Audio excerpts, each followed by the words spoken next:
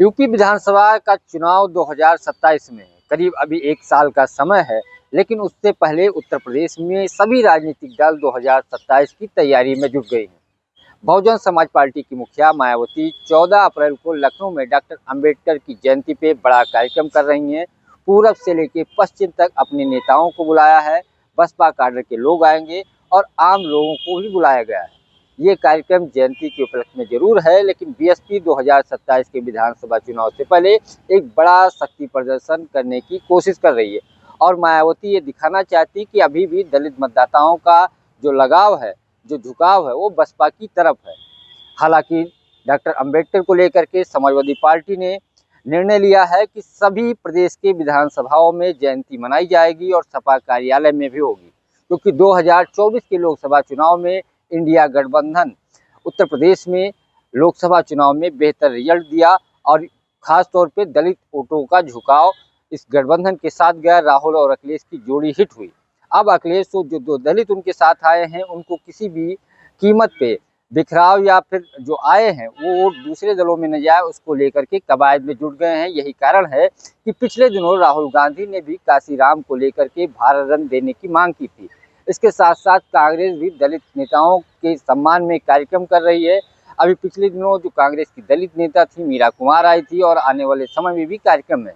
अखिलेश यादव जो समाजवादी पार्टी कार्यालय में प्रेस कॉन्फ्रेंस होता था, जो एक बैनर पीछे लगता था कुर्सी के, वो अभी तक लाल रंग का होता था और साइकिल निशान और समाजवादी महापुरुष नजर आते थे, अब उसको नीला भी बीच बीच में कर दिया गया है। इसके अलावा दलित चेहरों को भी उस पोस्टर में जगह दी गई है।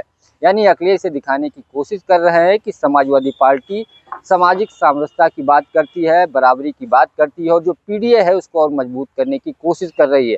अखिलेश को मालूम है कि उत्तर प्रदेश की सत्ता जब तक दलित, यादव और मुस्लिम के साथ साथ अन्य जातियां उनके साथ नहीं आएंगी, सत्ता में आना मुश्किल है। और 27 की सत्ता हासिल करने के लिए अखिलेश अलग अलग जातियों के नेताओं को जोड़ रहे हैं, अलग अलग महापुरुषों पे कार्यक्रम कर रहे हैं।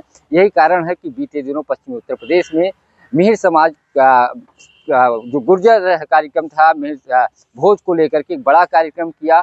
उसके साथ आने वाले समय में भी दलित को लेकर के वो एक अलग अलग क्षेत्रों में बैठक या सम्मेलन करने की भी तैयारी कर रहे हैं।